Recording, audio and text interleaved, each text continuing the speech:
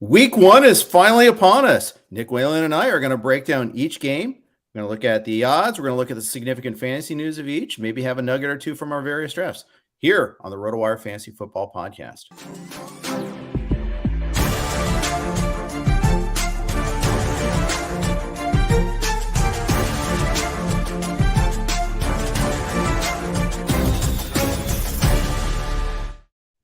Hey everybody, welcome to the RotoWire Fantasy Football Podcast. It is Monday. It's finally here. Week 0 is done. Week 1 is upon us. We're going to do a Monday podcast during the day. We're going to do SiriusXM Fantasy at night. New time slot there for Nick and I is going to be 8 p.m. Eastern time. It's for RotoWire Monday through Friday. So the whole RotoWire crew, Monday through Friday, 8 p.m. to 10 p.m. Eastern. That's 5 o'clock Best Coast. We'll be out here doing that. So a little supper time, maybe drive home if you're on the West Coast there. If you're in Hawaii, it's beer time every time there. So we'll be talking about the week 1 matchups. We'll be this week. We're going to talk about some of our last drafts that we did and some of the plays and pans. So Nick, good weekend. You were up in the cabin. I did a draft in Vegas, but we're ready to get at it now. How you doing? Yeah, we had completely opposite weekends. I think I was in the North Woods of Wisconsin. You were out in Vegas for the second straight weekend. Making it a little bit of a habit out there at Circa, but I know you were able to sign up for Circa Survivor. You did a draft out there. We'll get into all that on the XM show, like you said, but huge week ahead. I have one of my home league drafts tonight. That'll be ongoing likely during the XM show. Oh, wow. We'll be finishing that one up. So yeah, I mean, hold on to your seats. That's going to be a wild one.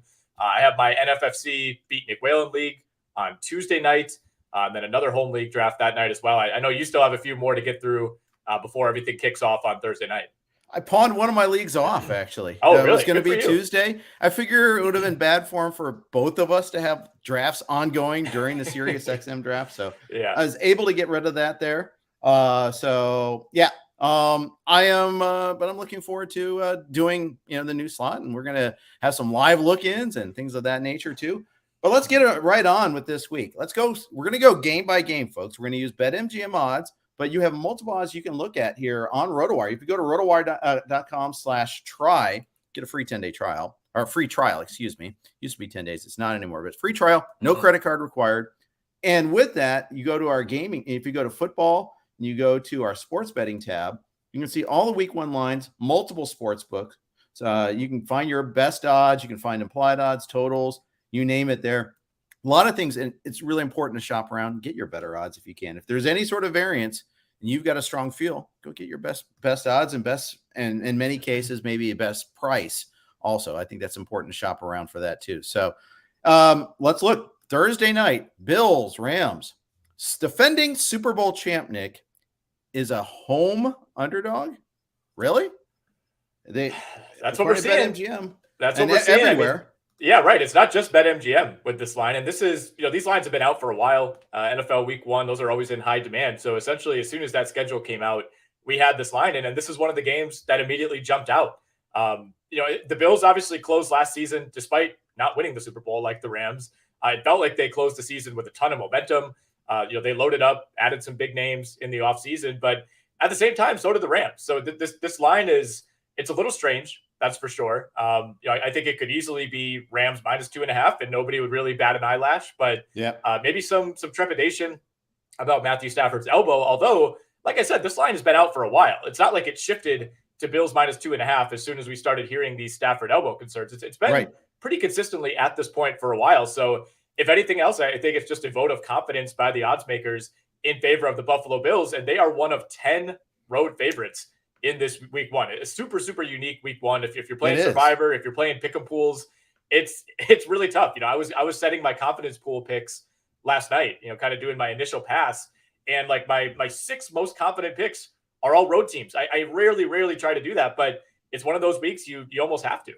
Yeah, that's right. That's right. So let's look at some of the individual storylines first. So as we said, it's the Bills are a road favorite, -2.5. The total in this game is pretty high, 52.5. Yeah. Implied total is 27.5 to 25. In money line, the Bills are -139, Rams +115. I think there's some, we talked about that. Let's talk about some of the individual storylines, starting with the Bills. No Tre'Davious White. He's on the, they took that down to the wire like they said they were going to, but he's on the PUP list for the first 4 games. So that's at least 4 games for him, by the way. So people are drafting the Buffalo defense early, and you had to get him early if you were going to take him in a draft. Not only do you face the Rams in week 1, but you face the Rams without Tre'Davious White. I'd be a little uncomfortable with that. Jordan Poyer looks like he will play. That's their starting safety. He's got an elbow issue, but he shed his non-contact jersey. So we're some positive news as far as that goes. Isaiah McKenzie, he was a guy that was a very trendy guy late, in training camp early in the preseason. A lot of people saying he's going to start ahead of Jamison Crowder in the slot. And that matters in Buffalo. The third receiver matters there.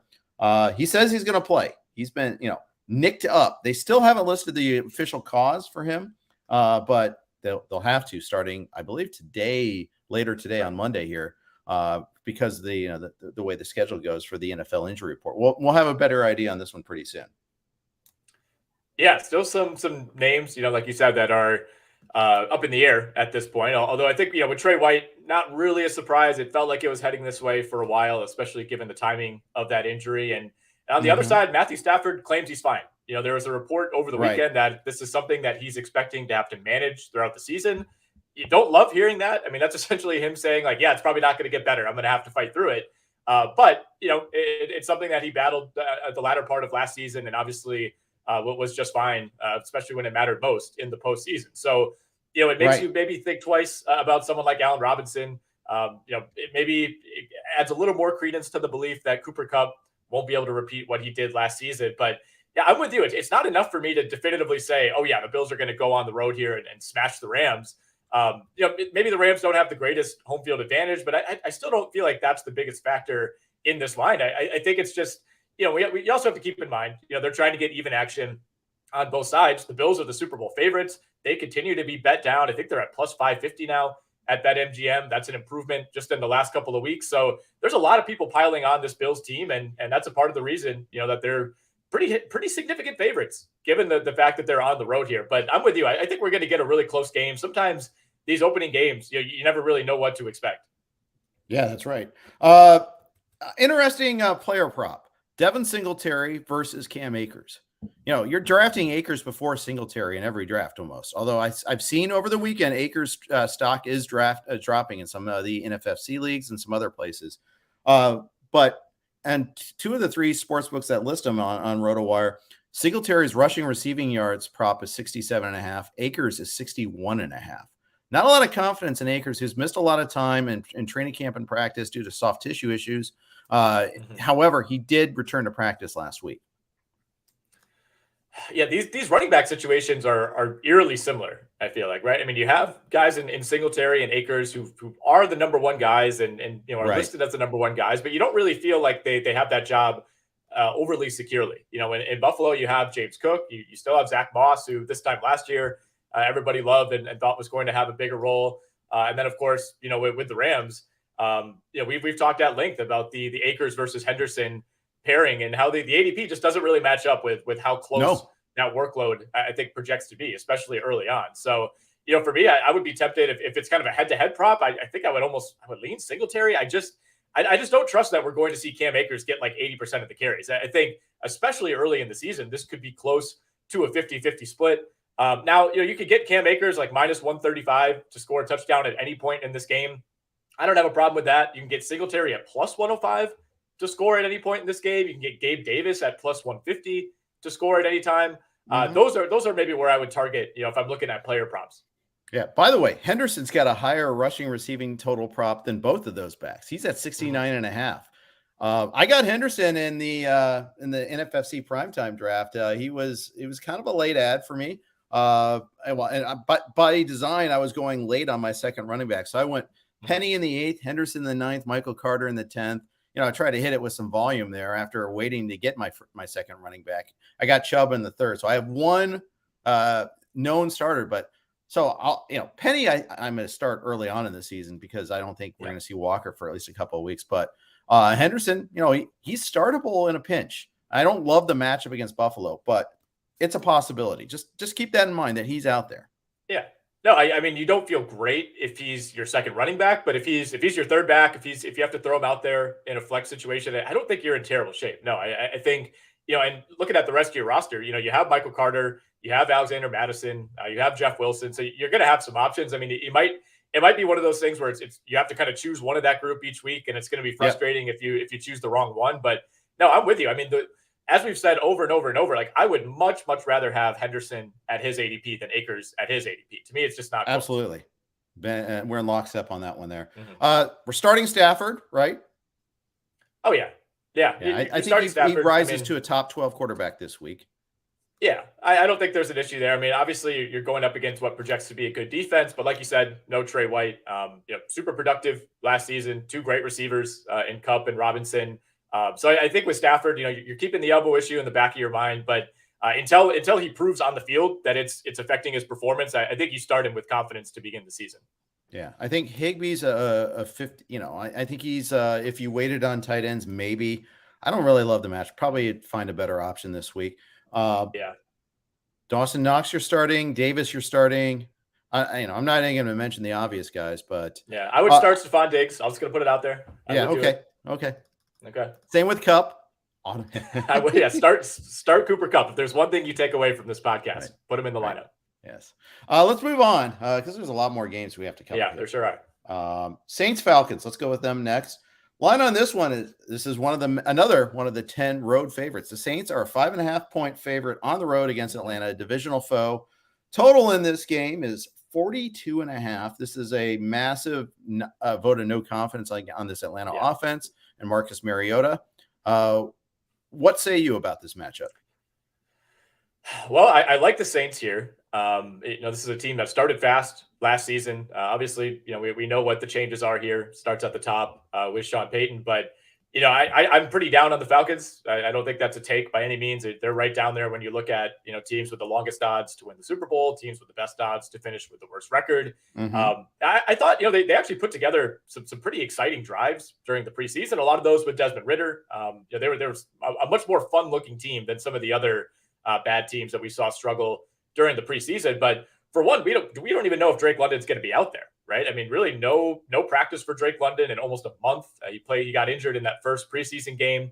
That's a big factor. I mean, if he's not out there, it's basically Kyle Pitts and a bunch of no names at the skill positions. I think the Saints defense is going to be really, really good. Again, I'm pretty confident that the offense is going to look a lot better than it did last year when they were basically using a third string quarterback for over half of the season. So I like the Saints on the road here. The total is really interesting. I mean, it's the second lowest total on the entire board. There are 2 games that are at 41.5. That's 49ers, Bears, and Browns, Panthers. You can understand why those lines are also low. But yeah, I think you're right. This to me, that 42.5, it's more about lower expectations for this Falcons offense. Because look back to last year, the Saints, I want to say, put up 38 in Week 1 against that Green Bay Packers team. And I think there's a lot to like about the New Orleans offense with Michael Thomas back in the mix, with Chris Olave added to that receiving core. Alvin Kamara is back. I think the Saints take care of business here. I think you're probably right about that. I might have to consider them as a possibility in Survivor. I'm actually leaning more and more to one of the road favorites this week. I'm gonna. It'll shock you who I'm pivoting away from, but we'll get to that. But note on Drake London, he was present at Monday's practice, according to Michael Rothstein. That just came out. So we don't know what his level of participation was. However, he was spotted, not like a leopard. He was seen. So that's good. On the Saints side, we've got some definite question marks too. Michael Thomas being the big one, obviously. All signs lately point to him being able to play for Week 1. But he's been managing a hamstring injury. He missed 2 weeks of practice, and that is after missing the last 2 seasons with that ankle. You kind of go on the roller coaster of I don't trust him. Oh, he's starting training camp on the PUP list. Oh, now he's breaking guys down to the moon, and then now he has lingering hamstring injury. We didn't see anything out of him in the preseason because of that. I think that, I didn't end up with Michael Thomas anywhere. So I don't have to make that hard decision. If you have him, if he's fully practicing this week, you're going to start him. If he's a questionable going in and getting limited practice, that's where that sweet spot is. And I think that's going to be a really, really tough call. Yeah, I have not ended up with him yet either, although I still have a handful of drafts this week, so it's possible maybe he does fall to me at some point. But it's a situation that I'm willing to acknowledge. There's a world in which he's a probably top 20 receiver. I don't think there's a world in which he's like back to a top 5 fantasy receiver. I think there's just too much time has passed. There's too much injury concern. There's too much talent around him at that position that I don't think that's realistic. So I haven't viewed it as a situation where if I don't get any of him, I feel like I'm going to be missing out. I kind of see it as like I just don't want to assume that risk necessarily. Right. But for week 1 especially, it's going to be interesting to see, do they make a point to get him involved? I don't think he's going to come out and have a huge week 1, but is it like, all right, let's get him kind of reacclimated. Let's get him a couple quick slants early on, get him back involved in the offense. You could kind of see that being the case. But if you drafted him, like especially the last couple of weeks, you have to pay up enough that you're certainly considering starting him. I don't know. It's something that I've just tried to avoid the issue. And there's enough talent at receiver that it hasn't really crossed my mind, even in any drafts where I'm like just about to take Michael Thomas and then go in another direction. Like there's so many other players in his tier who I like that I've just avoided the situation altogether. Yeah, I hear you on that.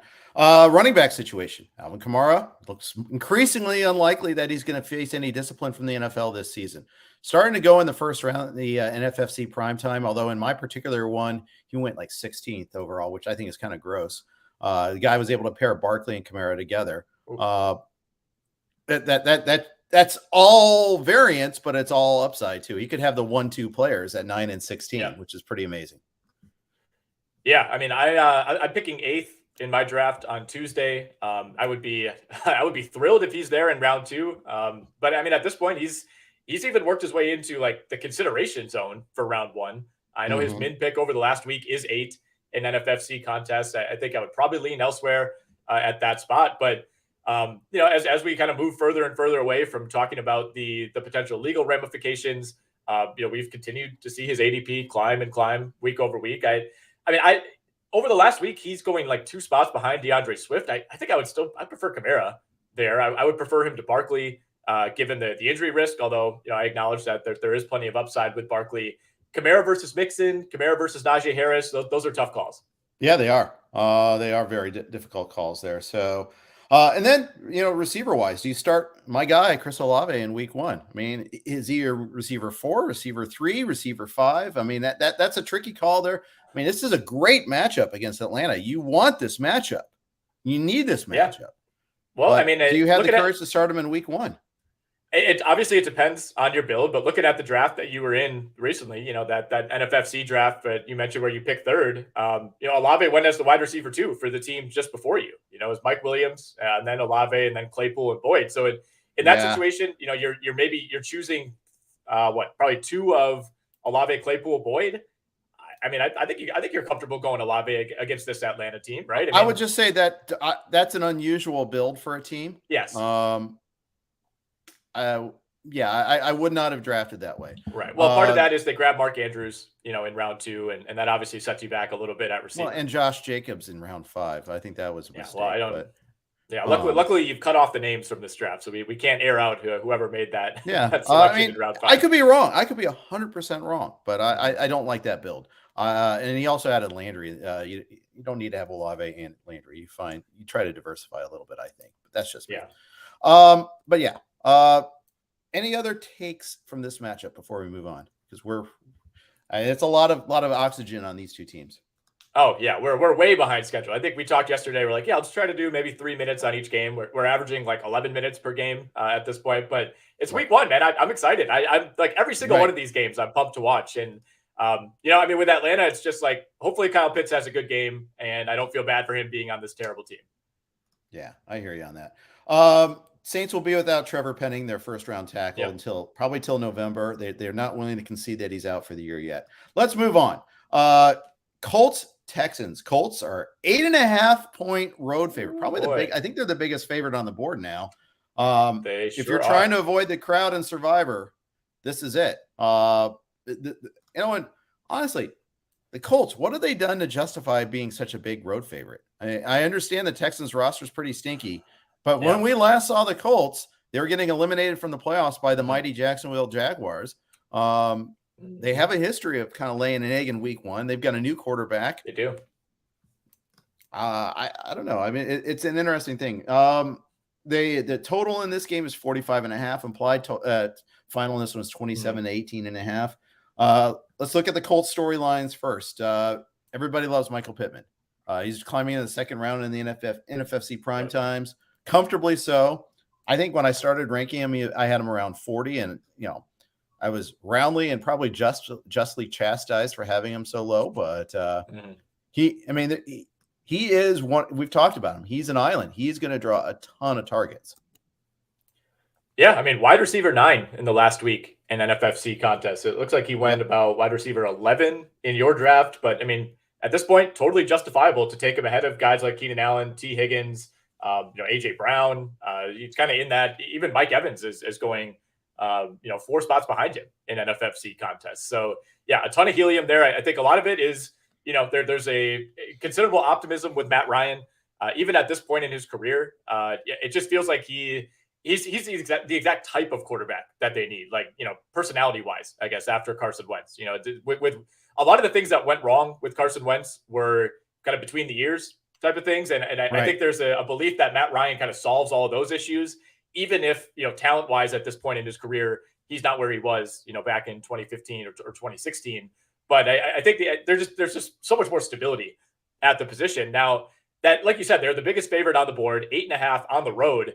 A big part of that, of course, is this Houston team. Just not a lot of belief that they're going to be able to do a whole lot. But 8.5, man, that's a lot for a Colts team that, like you said, has struggled historically in week 1. And I mean, I think the Colts are, they'll probably win the division. They're the favorites to win the division. I think they have a really high floor week to week, but this is not like an ultra talented team that's going to, that you feel like is going to come out and just blow out bad teams every single week. So to me, I'm surprised that like the Ravens aren't bigger favorites over the Jets or even the 49ers over the Bears.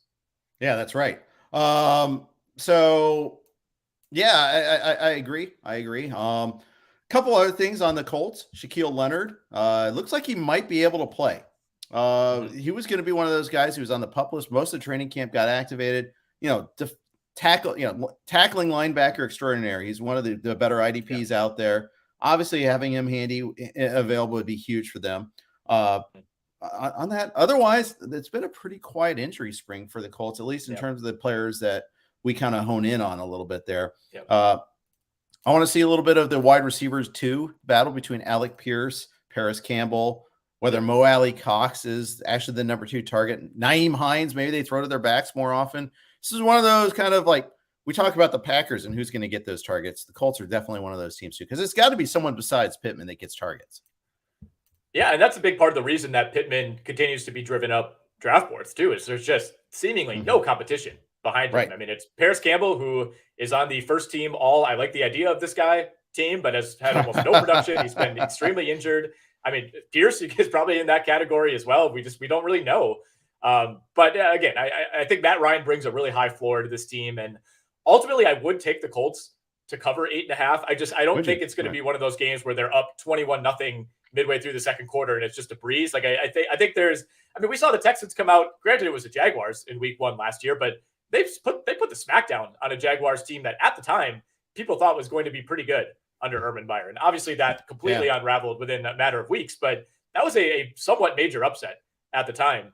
I think the Colts are not the type of team like last year's Jags who are going to get jumped like that in week 1, but I wouldn't be surprised whatsoever if Houston's able to hang around in this game for 2 or 3 quarters. Yeah, I agree. And Matt Ryan, is he going to throw downfield? It seemed like that was a thing that kind of started to go away last year in Atlanta. Some of that might have been because the offensive line was so bad. And now presumably have a much better offensive line. Houston, I mean, Damien Pierce has a lot of oxygen. Ink has been spilled over him. He's a guy that he's the biggest gainer from training camp and preseason, strictly from the preseason, even you could say. I mean, there was some training camp buzz too, and there's going to be lots of people out there that said they told you beforehand, and they might have. I didn't. I'll be honest on that. I mean, I knew that he had some potential, but I thought Houston might still do the veteran shaming thing, and I still don't know what's going to happen on third down, but he's regularly a fixture in the 5th and 6th rounds in drafts now.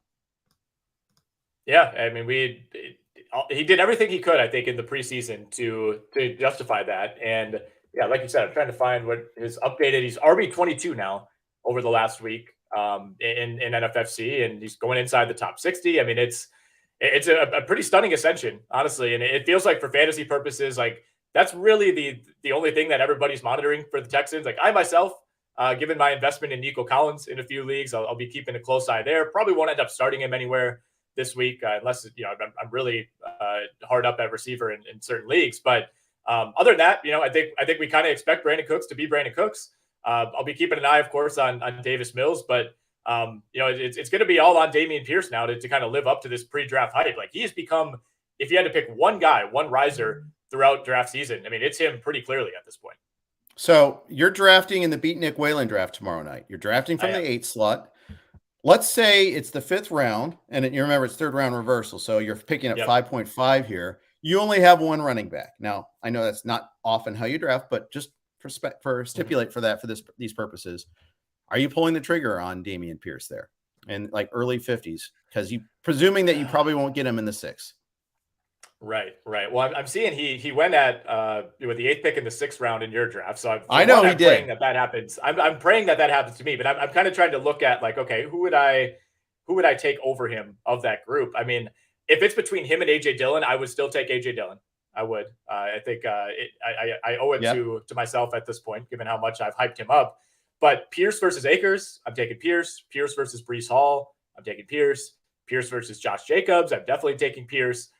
Pierce versus Montgomery is a little interesting, but I think I'd lead Pierce at this point. So, of course, it depends how the draft board breaks, but I would be comfortable with that. I wouldn't feel like I'm getting like the value of the year, taking him in the 5th round. But no, I mean, if I need a second running back and it's between him and all those guys I named other than AJ Dillon, I'm taking Pierce. Okay. And I'm more intrigued to see if any of the ones after him, and at least in my draft, Edward Zelaire, Dobbins, Chase Edmonds, Ramondre Stevenson, any of those guys interest you more than Pierce?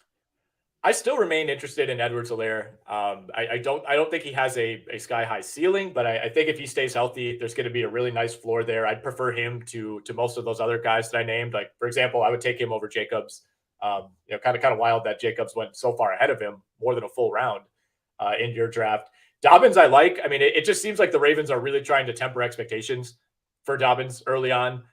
So I think you might have to kind of suffer through some tough weeks early on. But I think if you can justify holding him, you have another option for the first 2-3 weeks of the year. I think there's some pretty high upside as the year goes along with J.K. Dobbins. Yeah, I think so. Too. Very interesting to see. That's to me, it's almost a roster construction issue. And draft pick allocation. All right, before we move on, we're going to plug in a quick note from our Blue Wire sponsors here. All right, welcome back to the RotoWire Fantasy Football Podcast. Nick Whalen and I are going to go through every game here. We are flying through 3 games so far. Okay, we need to step it up. We keep saying that, but it might be an unusual I might have to set a timer here. Yeah. I'm going to jump ahead to the Sunday night game because we do have a question in the chat. I want to go ahead and hit this here. Okay. No one asked. Comfortable starting. I like that. I hope that's a replacements reference, by the way. Comfortable starting Pollard in the flex week 1 in a full PPR league. If you look at where the draft value in Pollard is, I mean, it's typically, where does he typically go? I would say he went immediately after I took Rashad Penny. So for some teams, he is an RB2, others he's an RB3. He's borderline flex. I hate the matchup against Tampa Bay, though. Yeah. I'm going to assume that they're still impossible to run against until proven otherwise. Yeah, I mean, I would, if the question is he startable? It's like, yes, I wouldn't feel great about it, but it's not, it's not like a laughable starter depending on your construction. Right. The league that we're going to keep referencing, your draft, like you said, he went as the 3rd running back on that team that has McCaffrey and ETN. So obviously those guys are locked in as your 2 backs, and you're choosing, in this particular build, you're probably starting Tony Pollard at flex because, DeAndre Hopkins is technically your 4th receiver, and obviously he's not eligible. I wouldn't feel terrible about it. I mean, you're probably not expecting anything great. I think you're more worried about that Buccaneers defense, but I think it's justifiable. I think you're more excited about the possibility of what he could do catching the ball out of the backfield. Exactly. That line in that game is Bucks, another road favorite, -1.5 against the Cowboys, who just had a nuclear bad training camp in preseason, maybe even offseason, if depending on who you ask on that. Trade away Amari Cooper. They lost Tyron Smith. possibly for the year. They did not replace Tyron Smith from the outside. Tyler Smith is now the starter at left tackle, and he's adjusting to left tackle against a team with a really good pass rush. What could possibly go wrong? Michael Gallup's not going to practice or play this week. We know that. It's not the Super Bowl. Jerry Jones said if it's a Super Bowl, he'd play, but it's not the Super Bowl. Yeah, I love that quote from Jerry Jones. But yeah, I mean, this Cowboys offensive line is going to be patchworked early on. I mean, they signed Jason Peters over the weekend. We'll see how long it takes for him to get up to speed. He's on the practice squad right now. He is also 40 years old, Jeff, so much more of a name than an effective player at this point, you would think. But it is Jason Peters. I mean, he was still very much effective into his late 30s, so we'll see. Obviously, they were comfortable with what they saw in private workouts, but at best, you're probably hoping, for a 40-year-old, if he could just give you average play at the position, you're okay with that. But that Cowboys offensive line, I think, probably in the worst shape that it's been really in the Dak Zeke era. Yeah, this game is the offensive line discussion game because we obviously have massive chaos on the Bucs side of things. Ryan Jensen out, multiple guys either retired or left via free agency. This is almost a new offensive line for Tom Brady. And if there's a quarterback that can, overcome that with getting rid of the ball quickly, it's Brady. But nonetheless, there's going to be some growing pains with this team. Yeah, I think normally, when I was going through and kind of making my picks for this week, like I would kind of want to fade the Buccaneers. Like it feels like this is a spot where they could get tripped up, but like so much has gone wrong for Dallas that it's hard for me to have any more faith in the Cowboys. So, ultimately, I mean, this is definitely a stay away for me. When I'm setting my pick'em picks, I think I have this as my least confident game as of right now. We saw fireworks between these two teams in week 1 last year. And at that point, I felt really good about the Buccaneers. And, they barely squeaked out that game, needed a couple breaks in the end. And it just feels like two teams that are kind of similarly, like you said, on the offensive line. They have similar questions in terms of injuries with guys like Gallup and Chris Godwin.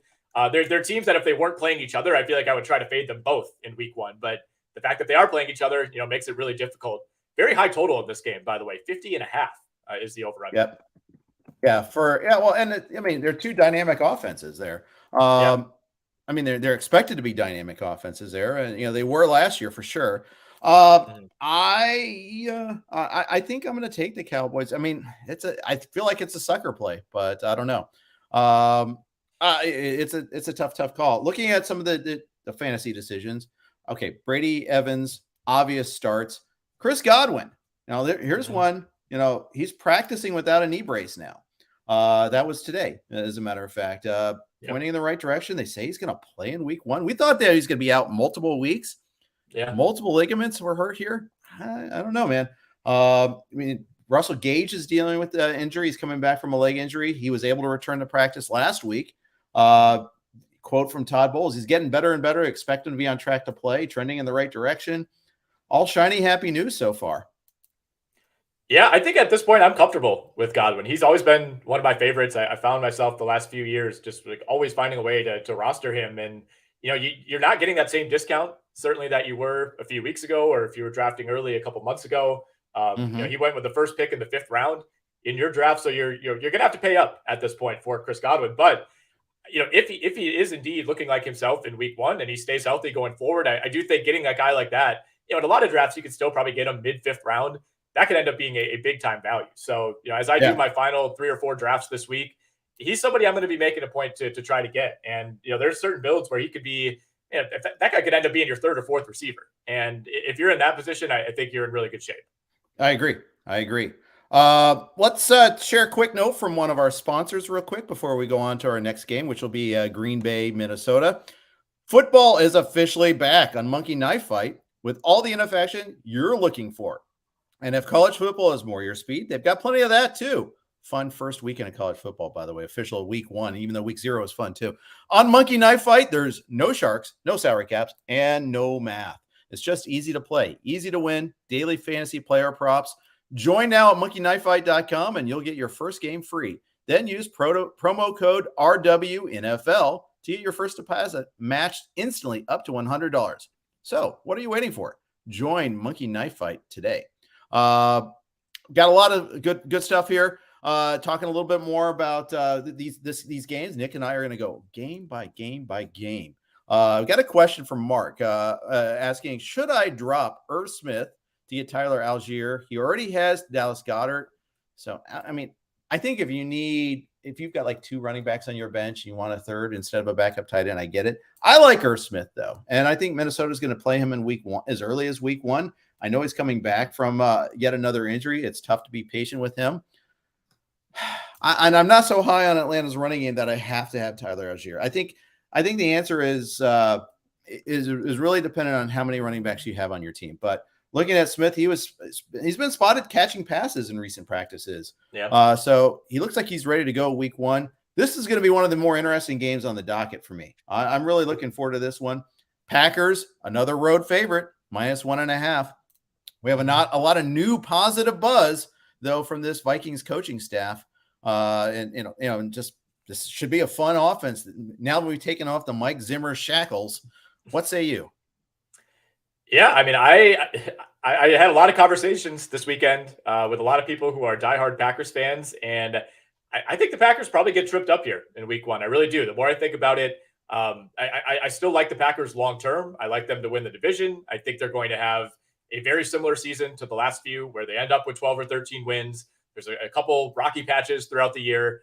Probably end up getting tripped up in the playoffs yet again, but you could totally see this, being a shaky start for that receiving core. I think over the course of the year, they're going to get it ironed out. They're going to be fine. But, Aaron Rodgers has not thrown a pass to a lot of these guys in a real game. This is going to be their first time in real game action. And like you said, I think, obviously the Vikings are bringing in an unproven new head coach, but everything felt really stale by the end of that Mike Zimmer tenure. And he was a very good floor raising type of coach.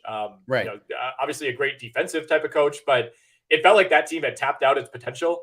And I think if you're someone who roots for the Packers, you didn't want to see Mike Zimmer fired. You're pretty comfortable with beating that guy. You just kind of know that there's a ceiling on that team. Just like if you're a Vikings fan, you didn't want Mike McCarthy to get fired, right? I mean, you don't want, there's a chance that there's always a chance you could do worse when you fire someone like McCarthy or Zimmer, but there's also a chance you could do better. And look where the Packers are now with Matt LaFleur versus where they were with Mike McCarthy. I think you could make a similar argument for the Vikings, who felt like they had just kind of hit their ceiling under Zimmer. So it's a little scary if you're the Packers, that there's a team that, I don't think you were all that scared of in the past, and now they're bringing new things to the table. You should have a much different looking offense, much more dynamic offense. And, this line's on the move. It's Packers -1.5, but last week it was Packers -2.5. So I think some belief that the Vikings are going to be able to pull this off. And, to me, this should be closer to a pick 'em. I mean, the game's at Minnesota. The Packers seemingly always find a way to split with the Vikings, whether they lose one at home or on the road. But I think this is a really, really close game, and I lean Vikings here. Yeah, I kind of do too. Part of a good dynamic of a show is disagreeing with each other more often. But man, I like it. I like your analysis on this one here. Total's 48.5. Should be a decently high scoring game. Although again, a lot of uncertainty here. New coach on one side, new receivers on another. Packers laid an egg in week 1 last year. Yep. I kind of like the under on 48.5. I think, for the first time in a long time, you'll say, well, maybe the Packers defense is what keeps them in. Like if they come out and go 3-and-out their first few series, and Rodgers just looks out his sorts with the receivers, in years past, alarm bells are going off. Like you're not winning that game. But the Packers defense might be so good that you just kind of have to think about this team differently than in years past. So when you talk about can I justify starting someone like Irv Smith in week 1? It's like on paper, yeah, sure. I mean, he could be a low end starting tight end, but you also have to factor in like the Packers defense is no longer a matchup that you're targeting in fantasy. That's right. Romeo Doubs, Alan Lazard, Christian Watson. Who are you starting, if anybody, from this group? I'm not starting Christian Watson. I'll tell you that. No. Right. I mean, you could, in some deeper leagues, you could probably start Doubs. Lazard, I think you almost have to start, right? I mean, there's I'm starting him.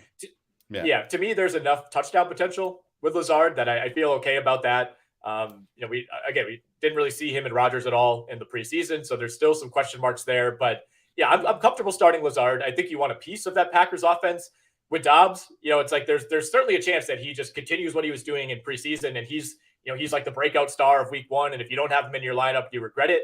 But to me, I think chances are, based on where he's going, even though he's a riser, there aren't many teams where he's like your third option at receiver. At worst, he's probably your fourth, fifth, sixth guy. So I don't anticipate starting Dobbs anywhere. I certainly don't anticipate starting Watson. We'll see, what his situation is injury-wise. He very well may not even be available for this game. And then, of course, you have Sammy Watkins, Randall Cobb. Probably not starting either of those guys. No, I'm definitely not. I'm not drafting those guys. No, I mean, we have Watkins penciled in as the number 2 receiver. There's just been no talk about him. Zero talk about it. It's so funny. I haven't heard one thing. Jaguars, Commanders. We have heard lots about these two teams. Oh, yeah. We actually have. There's been a lot of interesting talk in this one. Line on this one is the standard 3, although I don't know if the standard 3 actually exists. There's some good content by Jared Donabini in the RotoWire magazine that the standard line really should be 1.5 or 2 now as the home field advantage. And the Commanders certainly probably have one of the least imposing home field advantages in football, unless it's Jacksonville. But sorry. Hey, too soon. It used to be the Bengals, and now that's changed. It can happen like that. Bengals now have sold out their season tickets for the season. Commanders are 3-point favorite. The total in this one's 43.5. Some positive buzz on Trevor Lawrence this preseason. Oh, yeah.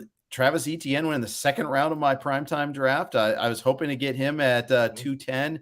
Didn't happen. I was hoping for Javonte Williams. That was 2 in front of me. That was kind of silly to think that it might happen, but according to ADP, there was a chance. It was more like dumb and dumber chance, though, unfortunately. Jaguars, though, I mean, there should be some fun things here. I do like ETN. I will start him right away. Mm-hmm. What about the receiving core? Who do you like in the Jacksonville receiving core? Kirk?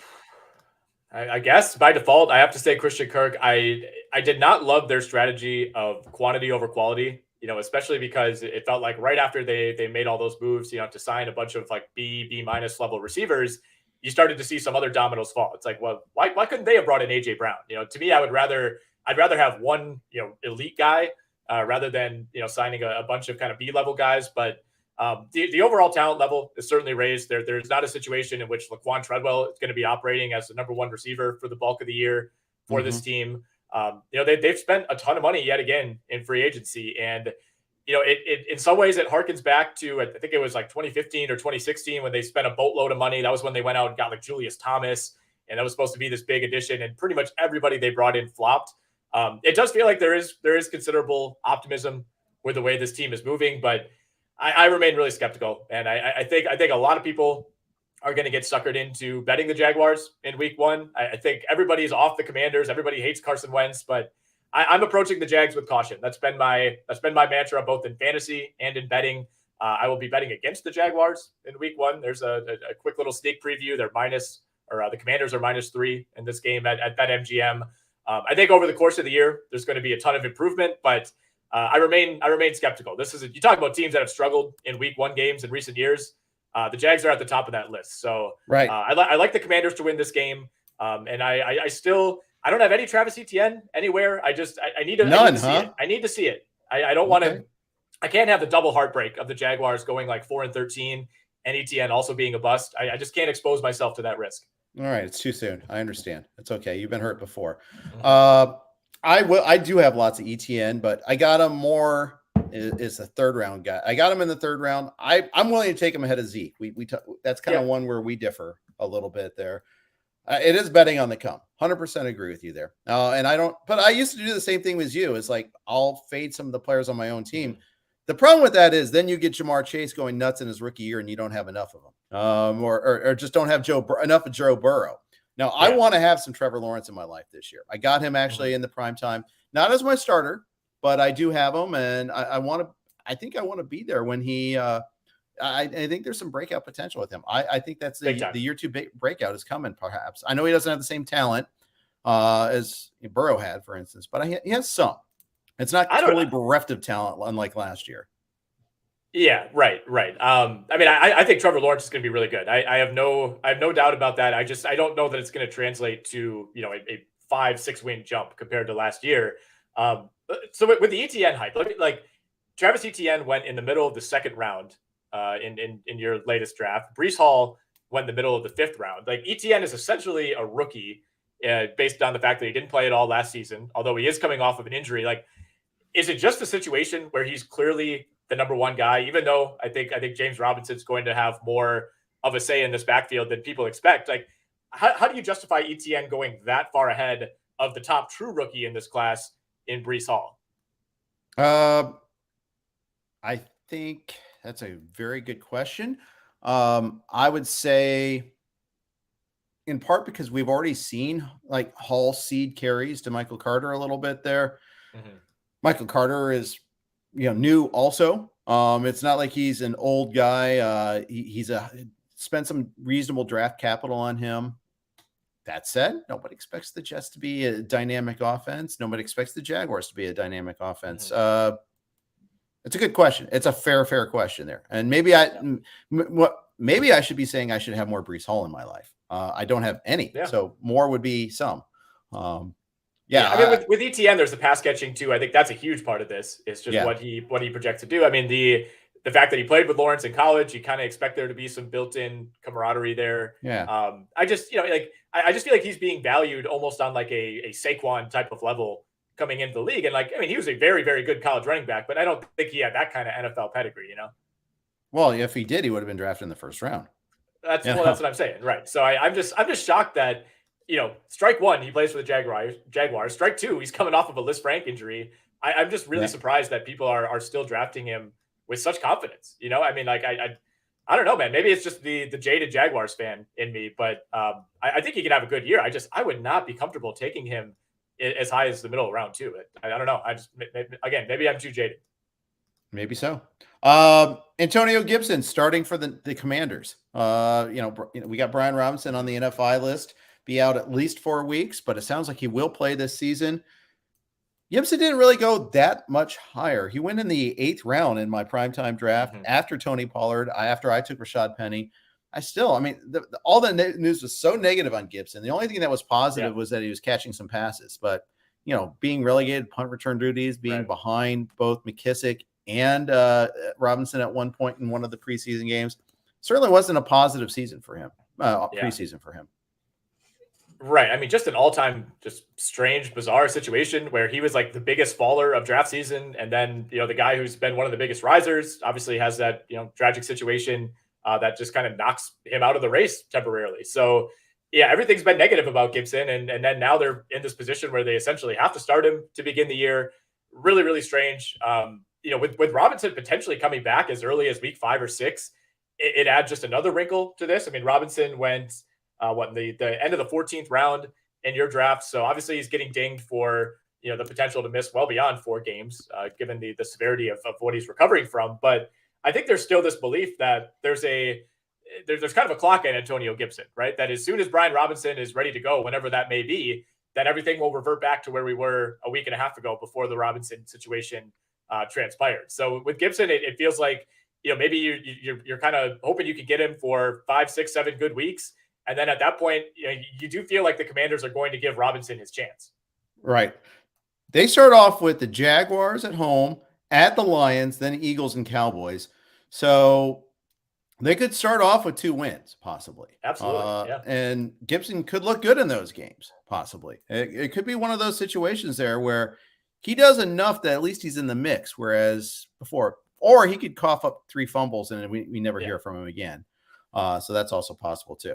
That's one that I find a little bit difficult to handicap there. Let's keep rolling. Let's go with our next game. But before we do that, quick note from one of our sponsors. That is our friends at Hoffer. Hoffer proudly brings you fantasy sports in your complete control. Goodbye are the days of the salary caps and house-based games. Instead, say hello to simple fan-made custom contests. On Hoffer, you create contests on your own terms. You pick the entry fee, you pick the number of seats, you pick the athletes, you pick the stats, you pick it all. Choose between one of Hoffer's 12 different gameplays, then set the basic contest terms and write the multiple choice questions, which can be as easy as more passing yards, Mahomes or Brady. Let your sports imagination run wild. It's only contests made by fans for fans on Hoffer. All contests feature live leaderboards to track your progress during the game and full player transparency to see who you are competing against. Unlock a $50 deposit bonus and earn an additional $10 for each friend you invite.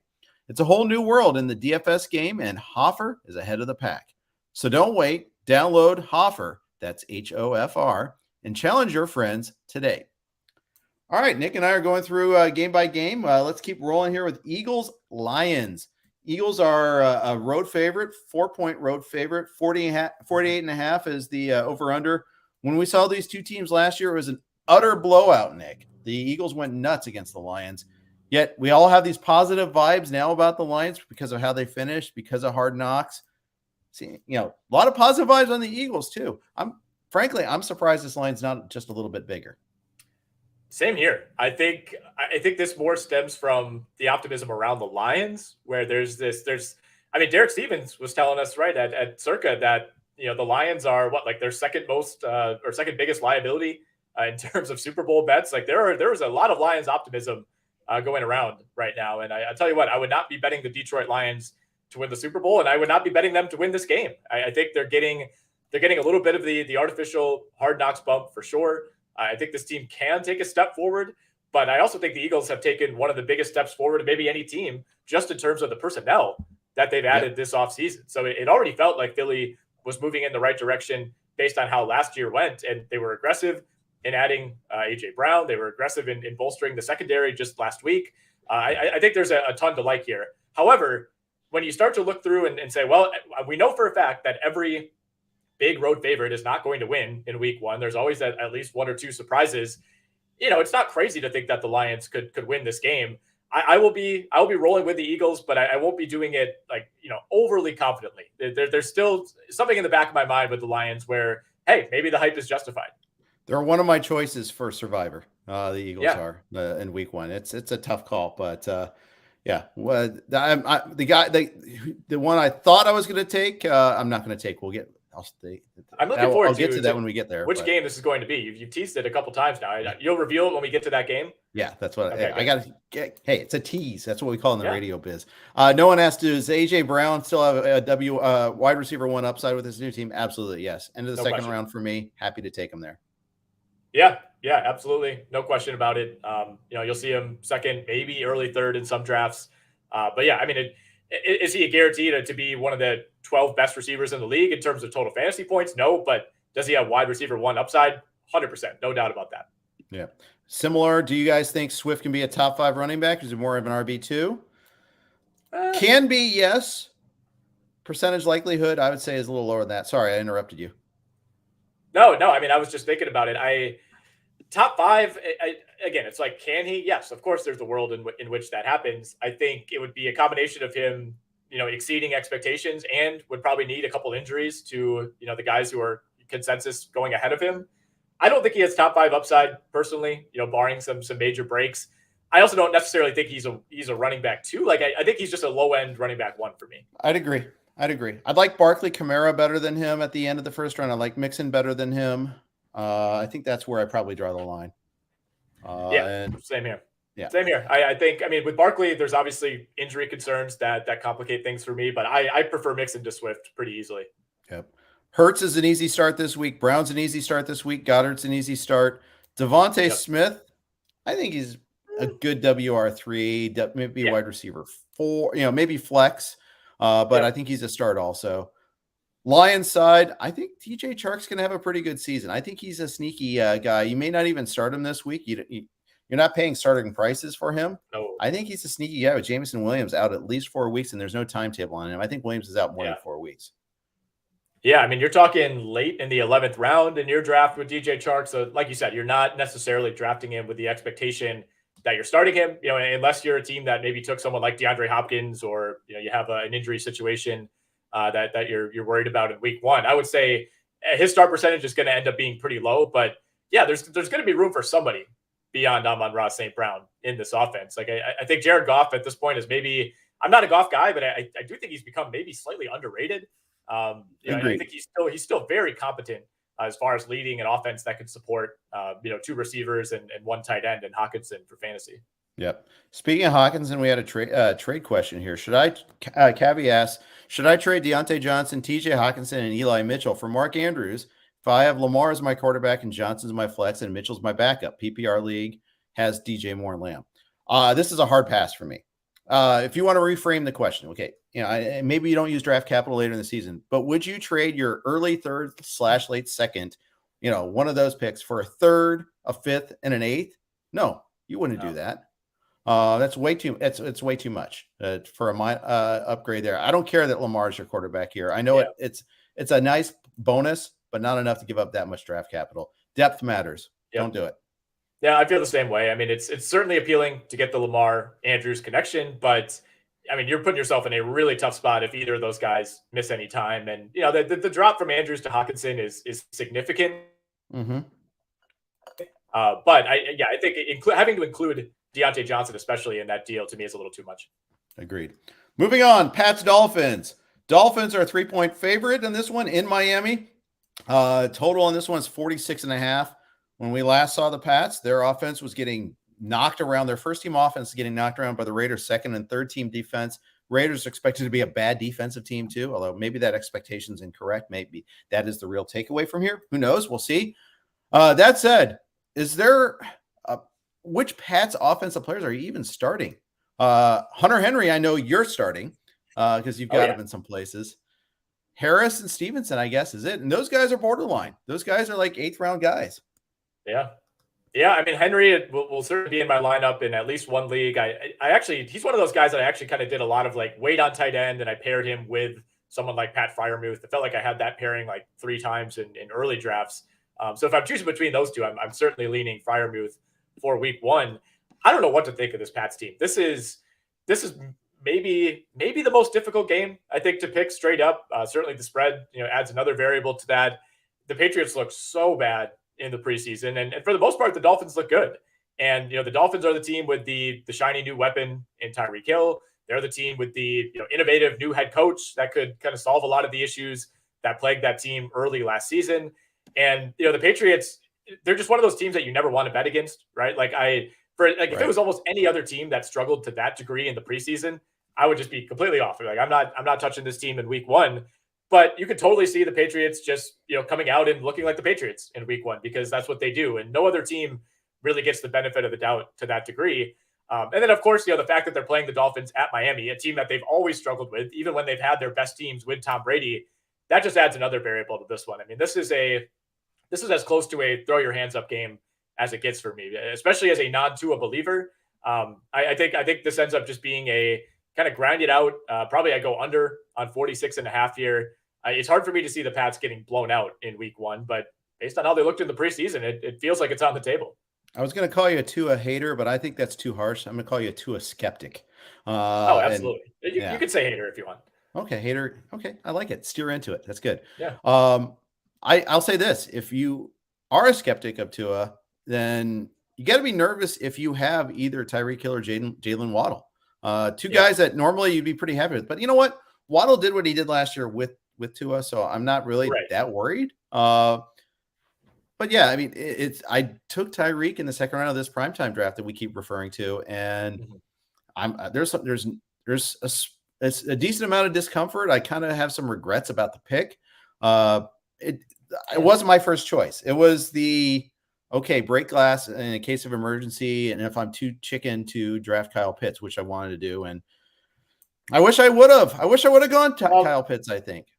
So you could have taken Pitts. You could have taken Mark Andrews, who went with the next pick. You also could have taken Mike Evans. Did you consider Evans over Hill? I've been kind of steering away from Evans. I think I have enough exposure to Evans, and I'm a little nervous about Evans too. Mostly because of his injuries and because there's just a lot of mouths to feed. Yeah, that's fair. I mean, it's a really tough call, man. I think I probably would have taken Andrews, but then, of course, you're setting yourself back a little bit at receiver. I love what you did getting Allen Robinson in the 4th. I think you gave yourself a really nice third option there. And then even get Lazard in the 7th, who I was very happy with Lazard. We have to keep harping on this. I mean, he's the number 1 receiver for Aaron Rodgers. And even though that's meant a lot more in the past when that guy has been Jordy Nelson or Devontae Adams, it still means something. So I think you have some really nice fallback options if Tyreek Hill and if that pairing with Tua ends up being a disaster. But with Hill, I mean, it's like, if anything, I could see Waddle being the guy who really falls off. Like you said, he did what he did last year with Tua. So like, I'm not really concerned about the quarterback situation when it comes to just straight up, like fantasy production. I just don't think Tua is like a great franchise quarterback. That's what it comes down to. But I think with Waddle, you're more worried about Tyreek Hill encroaching on the targets as opposed to Tua not being able to get him the ball. Because even though I'm a Tua hater, he's already proven that he can at least throw these little quick outs to Jalen Waddle, 90 times over the course of a year. Yep. Agreed. I think Chase Edmonds is going to get a lot of targets too. So I like him as a start, both in this game and just generally speaking. All right. 49ers, Bears, big road favorite, 49ers, 7-point favorites. I like them as a Survivor fan. I mean, you and I both are on record saying we hate the Bears this year. Bears haters. I'm going to steer into that. Not hating the good people of Chicago, but I mean, the Bears look rough. That offensive line looks terrible. We don't like what they did for personnel for Fields, at least in terms of known personnel. Apparently, there's been some positive reviews about molding the offense to Fields' talents, which they didn't do necessarily last year. That could change things a little bit there. It's always dangerous for the mobile quarterback guy in year two. Right. That's the fear. I kind of still like the Niners, though. Yeah, I like the Niners here as well.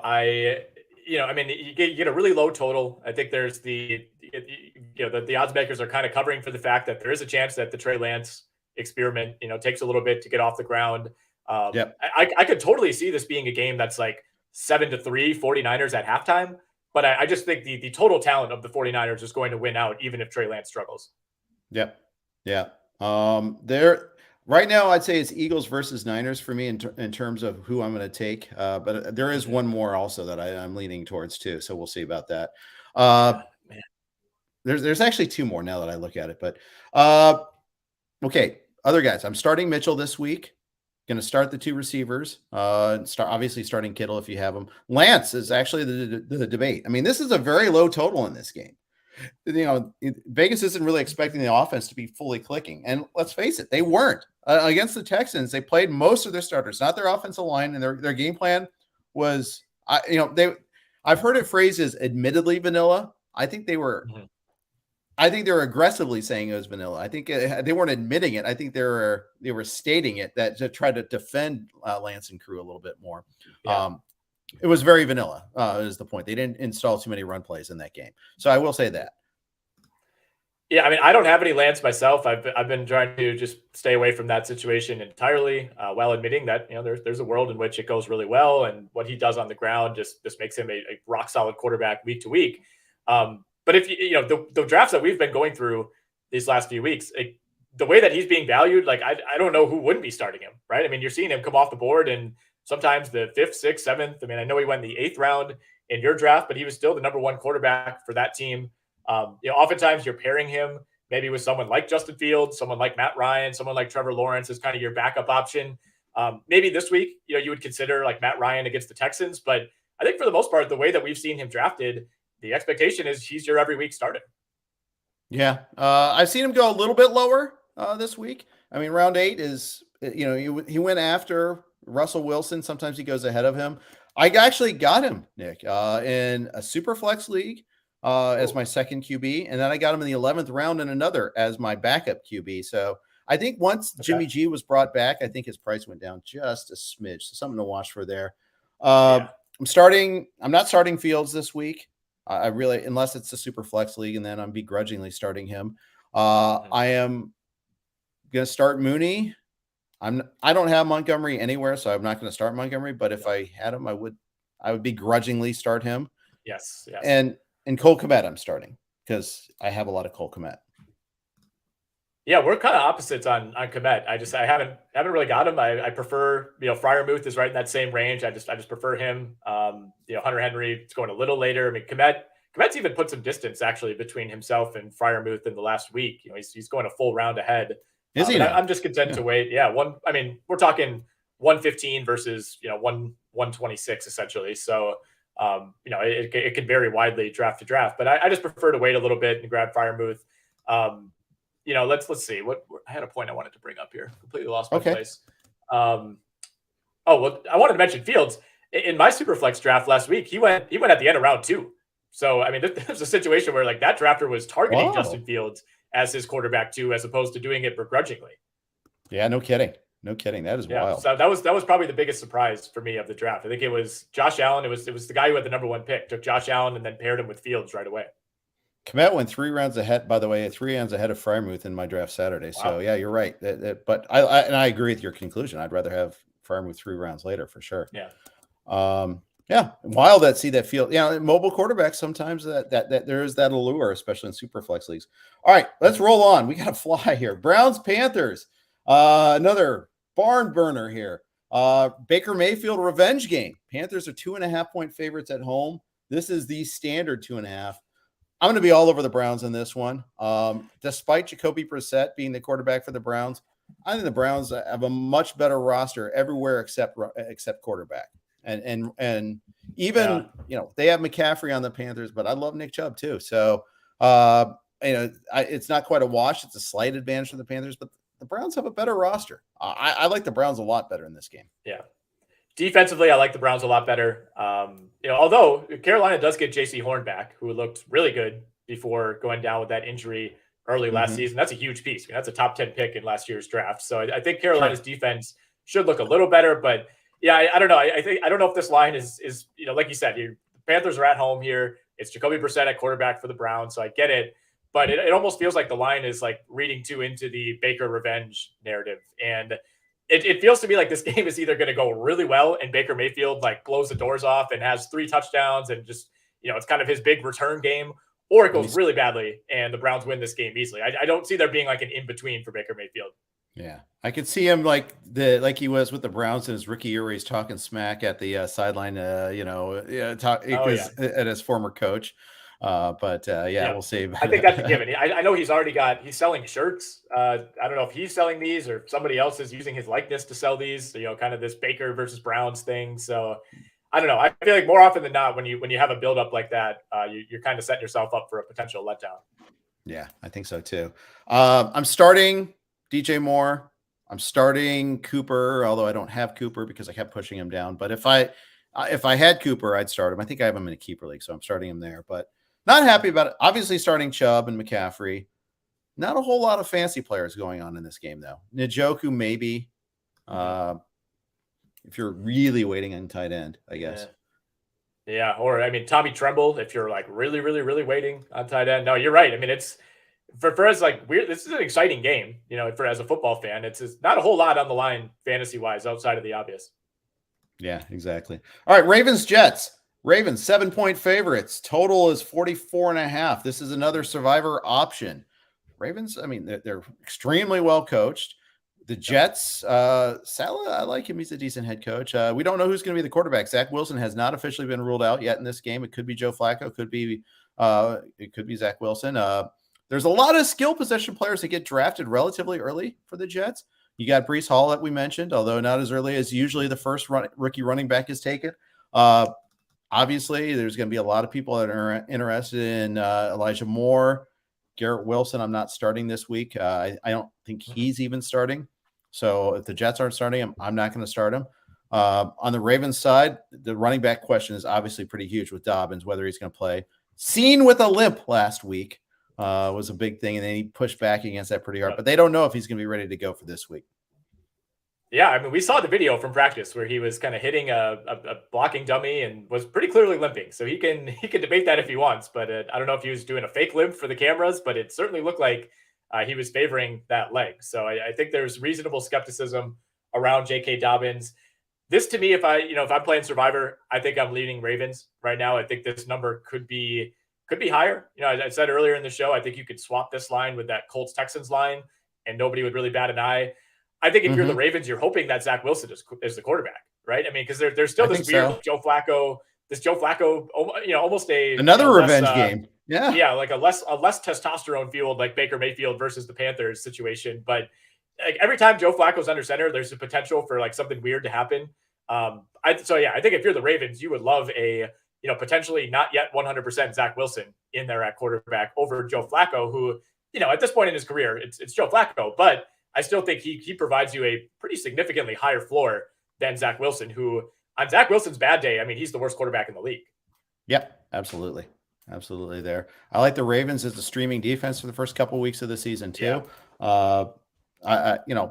And I like Rashad Bateman. I like he's a start this week for me too. Steelers Bengals, highlight of the week here. This is another perhaps a survivor game, but it's not going to be for me. And the reason why is the history here. There's just way too much history. Tomlin's way too good of a coach. They may not have an absolute liability at quarterback this year like they did last year. The line is 6.5. Bengals are a heavy favorite. Total's 44.5. Bengals won both games comfortably last year. But nonetheless, I'm going to steer away from the Bengals this week. That's one I'm just kind of stay away from a little bit there because of the divisional factor, because of the history. Nonetheless, though, I'm starting all my significant Bengals. I might even start Tyler Boyd if I have him as like a flex in a 3-receiver in a flex league. On the Steelers side, we don't know who the quarterback's going to be yet. Is it going to be Mitch? Is it going to be Kenny Pickett? You can make a case for both. I think it'll be Trubisky, but what do you think? I think so too. I'd be pretty surprised if it's not Trubisky. I think it's going to be much more of a week to week, or potentially series to series even situation to begin the year than we thought it would be. I think 3 weeks ago, it looked like Trubisky was, he's not going to be locked in as a starter for 17 games, but it looked like he would maybe get at least like a 4-game set before they even consider making a change. And I think Pickett changed that with how he played in the preseason. Right. So again, Mike Tomlin is he's kind of been messing around with the media, I think, with this one a little bit, saying like, yeah, I could see Pickett starting. I never ruled that out. I think they go Trubisky here, but I mean, if this turns out like, especially that second Steelers Bengals game last year, which was 41-10, I think the Steelers are very much prepared to pivot to Kenny Pickett at any point here. And this to me, I'm with you. I would not be going Bengals in Survivor. I don't love the Bengals 6.5, even though I'm on them as a team that's going to exceed expectations in total. I mean, Steelers played the Bills week 1 last year, and everybody thought the Bills were going to roll that game. And, it was the typical Mike Tomlin Steelers effort, and it wouldn't shock me if we see something like that again. I'd agree. There's injuries to watch for Pittsburgh, though, too. TJ Watt, Deontay Johnson, both watched their practice very carefully this week because they got hurt in the final preseason game. We saw with Najee Harris earlier that the Steelers were not very forthcoming about his health status. Harris actually had a Lisfranc injury at the start of training camp. Wasn't just stepped on. In fact, wasn't stepped on at all. That's not what he had. In fact, he made that pretty clear. We talked about that, kind of beat that one to death a little bit. It was enough for me to kind of want to fade Harris if I was at the back of the first round. I wasn't, so it wasn't an issue for me over the weekend at least. But that is one I'm watching very carefully there. I'm a little bit worried about that. So watch closely, but that's an issue. And the Watt issue too. I mean, if no TJ Watt, that's huge.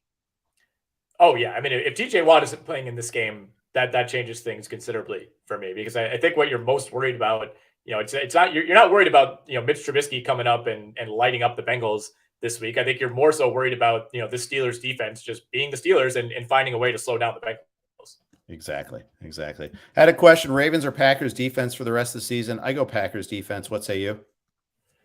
I'd go Packers as well. I think you have the better division schedule.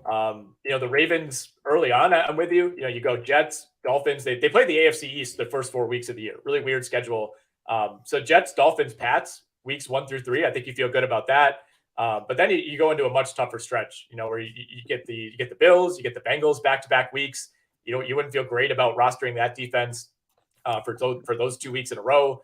You get the NFC South as well. They play the Buccaneers and the Saints in back-to-back weeks. So yeah, I favor the Packers here. I think this is a just super, super talented defense, probably the most talented defense that they've had in at least a decade. And they have a ton of depth. I mean, they were a pretty solid defense last year, and that was with their best overall defensive player, Jair Alexander, missing much of the year. So I think the silver lining there was that it essentially forced Eric Stokes to be developed as a top cornerback. And now you have 2 of those guys. You're able to bring back Rasul Douglas on top of that. I favor the Packers. I think I do too. Let's take, before we move on to the last games, let's share one more piece of business. Hey, football fans, get your jerseys on and your tailgate snacks ready. That's right. NFL season is back, and so is your chance to score tickets with Vivid Seats. Download the Vivid Seats app or visit vividseats.com to see your team's schedule, compare tickets, and secure your spot in the stands. As the only ticketing company with a reward program, Vivid Seats is the winning app for NFL fans like you. Earn credit when you buy 10 tickets, then cash it in to catch more games all season long. With tickets from Vivid Seats, you'll go from watching the game to being a part of it. Go to vividseats.com or find us in the App Store to browse unbeatable seats. We'll see you in the stadium. I've actually used Vivid Seats a couple times for baseball games this year, including when I was doing my college trip with Allie. Went to a Padres game in a game that was ultimately sold out. Was able to get tickets through Vivid. Worked out really well. So I would recommend them. They're a good vendor. Let's keep on rolling with a former San Diego team in the Chargers hosting the Raiders in week 1. Chargers 3.5-point favorites. Totals 52.5. This game will be one of those to the moon sort of offensive games. If last year was any indication, and the thing is, the Chargers tried to buff it up this defense this offseason.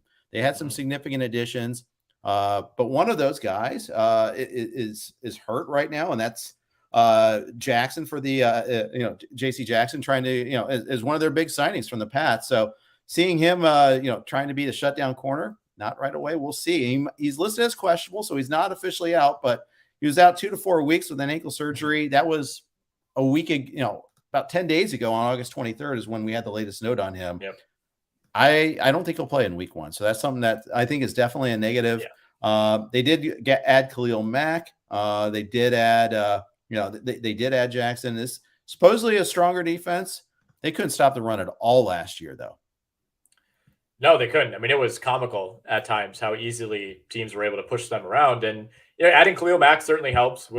This will be a big time, where's he at in his career versus what is his name value type of year for Khalil Mack. I love the J.C. Jackson addition, but I'm with you. I don't think we see him in week 1. I don't know if we see him in week 2. But that's for the Chargers. This is a team that has Super Bowl design, so you're not going to rush somebody out there for week 1. 52.5 is the total for this game. That is second, I believe, only to Chiefs Cardinals, which we'll get to in just a second. I think that's justifiable. Oftentimes in week 1, you kind of look at certain teams and wonder if they'll get off to a slow start. Sometimes it takes some teams a couple of games to really get to where they need to be. You think of a team like the Packers or the Bills last season. I think the Chargers can hit the ground running here. And I honestly, I think the same for the Raiders, with the addition of Davante Adams. I think objectively as a fan, this is probably the game I'm most looking forward to watching. Yeah, it's one of, as in the my own team category. Yes, I'd agree with that. And one more that we have to discuss in a second is another one I'm excited about too. But and Chiefs Cardinals, the other one. No need to be like teasy on that one there. But I think that it should be a lot of fun. I mean, it's funny. Everybody loves the Chargers except LA. In the fantasy world, they're the it team. We've talked about this before. But they didn't even make the playoffs last year. Interesting. I'm not looking. I would not want to bet this game. I would just want to watch it. And even like the over, it's priced in. Nonetheless, I think I'd probably bet the over on this one too. Yeah. I mean, fittingly, we saw this game play out in the final week of last season, and it was the wild game of the year. So this is another one of those, like, I like the Chargers, but I'm still willing to concede that they're, they have the most variance of any team, just with the way that they call plays and the way that they handle, third and fourth down situations. But this will be a huge game, kind of a prove-it game for the Chargers in terms of a team that did not make the playoffs last year having this much hype. You need to come out and have a fast start, I think, to justify that. Yep. And a tough division too. Logan is asking, he's got Davante Adams as his number 1. He's got Mike Evans. He drafted the 4th. Both good picks. Yeah, perfectly fine. Having Adams may not be the number 1 overall receiver anymore, but he's still he's still wide receiver 1. So absolutely. Oh yeah. Yep. Giants Titans. G-men are 6-point underdogs at Tennessee, 43.5. Nick, this is the game I teased earlier. I only allowed 1 tease per game. I am no longer taking the Titans as my survivor pick. Harold Landry's out for the season. Big, huge injury. Hurts their pass rush a ton. He is one of 2 guys they prioritized to sign instead of A.J. Brown. They spent a lot of money on Harold Landry. Lost him with a torn ACL in practice. Just a devastating injury for this Titans team. Yeah, big time injury. It certainly makes you think twice about what this defense can be. But I'm kind of with you. I mean, I don't know if I would go Titans in survivor. I'm not quite that confident, but they're one of those teams that as I go through and make my confidence picks, they'll be near the top of the list. I'm in on Derrick Henry. As I said last week on the show, he needs to prove to me that he gets the injury prone label. If he gets hurt again this year, sure, we'll put him in that category with Barkley and McCaffrey. But I'm high on Derrick Henry. I think this offense can keep rolling. And more than anything, I'm just down on the Giants, man. I mean, this team, I'm not a Daniel Jones supporter. I know it always feels like just when everybody's willing to jump on, like completely jump off board, he'll do something to pull you back in. I know they have some guys who on paper are intriguing skill position players. Obviously that starts with Barkley, but everything you hear about Kenny Golladay is just negative. I mean, what was the term last week that he's moving like a mannequin at practice? That's not ideal. I just don't like this Giants team. I would pick against them if they were playing 26, 27 other teams this week. Yeah, exactly. I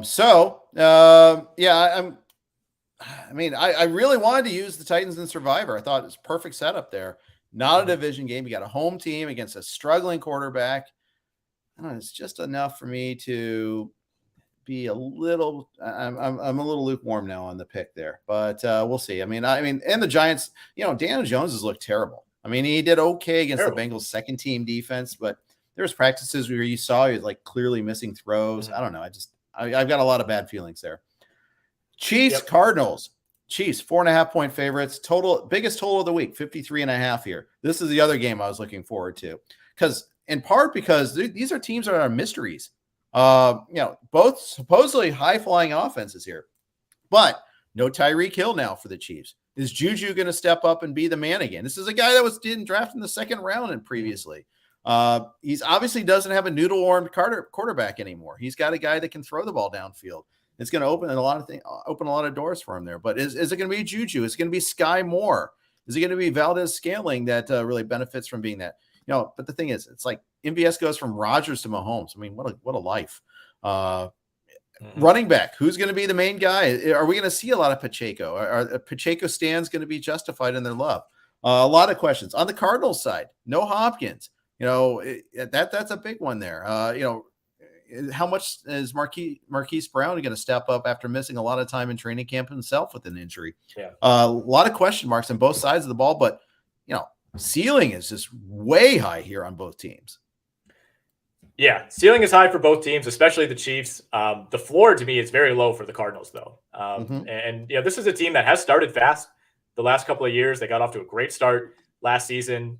Although I think there was some kind of rightful skepticism as to how good that team was. And of course, they really folded over the second half of the year. I love the Chiefs in this game. I think the Cardinals are in a tough spot without DeAndre Hopkins. Like, it's just been a weird offseason for that team. There have not been good vibes in Arizona. Whenever you have a quarterback like Kyler Murray who can run around and create plays, it does worry you a little bit. I know the Chiefs were in a dogfight in week 1 last year and had to scratch and claw to pull that one out. Obviously, you have a lot of the same questions with the Chiefs as you do the Packers, but you kind of trust guys like Rodgers and Mahomes to make it work. There's just been like more optimism around like the Chiefs receiving core than there has with the Packers, where they've had injuries and you kind of know the ceiling on a lot of those veterans. So I love the Chiefs here. I'm comfortable going Chiefs minus 4.5. For me, it's partially a vote of confidence in Mahomes and partially just a belief that this could be the year that things kind of come falling down for the Cardinals. All right. Yeah. I kind of tend to agree. Not enough to use the Chiefs in Survivor at all, but yeah, no. I mean, this is definitely a big show me year for Cliff Kingsbury. I mean, it really is. I mean, they especially, if you would have told Cardinals fans at the beginning of the season, okay, you'd make the playoffs, but it's a road game. If you didn't tell them the path and how they got there, where they were undefeated longer than everybody else, and then petered out down the stretch, and Murray petered out down the stretch, and they'd look terrible in their postseason game against the Rams, I think they'd be fine with the outcome. It's just how they got there was what made it look so bad. Yeah. Yep. And they're one of those teams that it just feels like, if anything, they got a little worse this offseason. Not a ton of splashy additions. Like the Marquise Brown trade was just kind of strange. I mean, we'll see how it plays out. It wasn't a disaster by any means, but value-wise, kind of an odd deal. And, I think they're really counting on the chemistry that Kyler and Marquise Brown had at Oklahoma to make that deal. I think to them, it's kind of this guy's more valuable to us than he is to 31 other teams. I agree. I'd agree with that. All right, last game. Another revenge game. Russell Wilson and the Denver Broncos go to Seattle. 6.5-point favorites. 43 is the total on this one. I mean, it's really been a pretty lousy offseason for the Seahawks. This is sneakily another survivor option for a big road favorite. I might actually, maybe I should consider it a little bit more, but it's just, I'll be honest. I don't like waiting till Monday on Survivor. I really don't. Yeah, no, I'm with you. I'm with you on that. I find myself in my pick'em league doing that too. Like I never go big on the Thursday game. I try not to go big on the Monday game. Like it doesn't matter. Obviously, all the games are the same each week. It's just a timing thing. But you don't want to start off the week putting yourself in a hole, and you also don't want to feel like nothing matters until that Monday night game. So I'm with you on that psychologically. You could say this about a ton of games this week. If these were flipped and this game was in Denver, absolutely take the Broncos as a survivor pick. Wouldn't really think twice about it. But I don't know what kind of environment we're going to get here. I mean, Russell Wilson was booed at a Seattle Storm game a couple weeks ago. I think this might be a little bit more. I don't think it's going to be a straight up like LeBron back in Cleveland or anything like that. But I think it's going to be a little. It's going to be a little bit of an edgier, hostile crowd than we're expecting. I don't think this is going to be this grand welcome back for Russell Wilson. No, I agree. A night game, they're going to be all liquored up. It's always a good crowd, no matter what. Yeah, and the life won't be completely sucked out of Seattle's fan base yet at this point in time. They won't have the full Geno Smith, Drew Lock experience. It's not going to be Drew Lock. It's definitely going to be Geno, because we saw with Drew Lock in his last preseason game, the full Drew Lock experience there. The disappointment in Pete Carroll's eyes. Yes, it's going to be Geno. Yeah, it's definitely going to be Geno. Got a question. Does Cortland Sutton have wide receiver 1 upside this year? And does Javonte Williams as running back? Yes, they both have that upside. And I actually think that Williams is an RB1. I really wanted to take him as my RB1 in the back half of the second round. I have done it in a number of leagues, missed out on that opportunity in FFC primetime. But if he were there, I would have taken him happily. And Sutton, I don't want him as my first receiver, but he's got that upside. I'd much rather him be my second or in some universes, even third, if I'm going heavy receiver early on, which I often do. Yeah. But yeah, I love him in the fourth. I would consider him at the end of the third. Yeah, he's going wide receiver 15 in the last week, right around pick 34, 35. He was wide receiver 12 in your draft. So, it's justifiable. I think some people view him like kind of maybe as that last guy who could be a wide receiver 1 if you say there are 12 of those guys. To me, it's like Gabe Davis versus Cortland Sutton versus DJ Moore versus T. Higgins. All those guys went essentially in a row in your draft.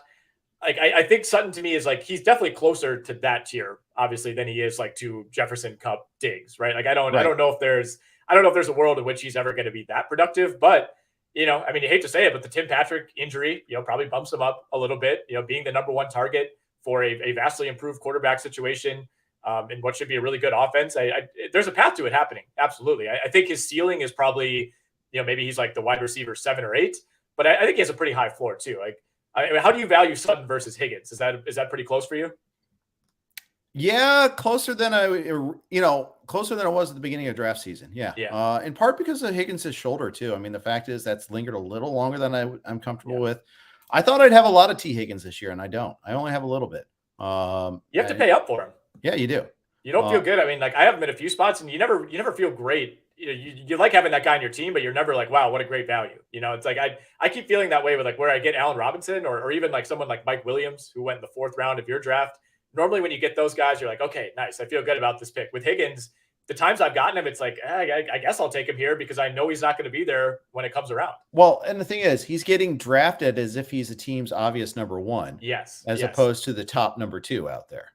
Well, right. And, he was a very high-end number 2, but it's like not only is he the number 2, he's the number 2 to the guy who might be the best receiver in the league. Yeah, possibly. It's a tough situation. I mean, you have a really formidable number 3 in Tyler Boyd. I mean, they were close to going 3 guys with 1,000 yards last year.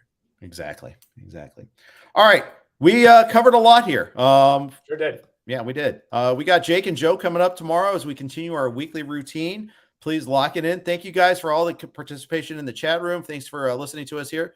Appreciate everybody. And catch Nick and I on our new time slot also coming up tonight, 8 to 10 Eastern time on SiriusXM Fantasy Channel 87 or on the SiriusXM app. Thanks, everybody, for listening. Have a great day.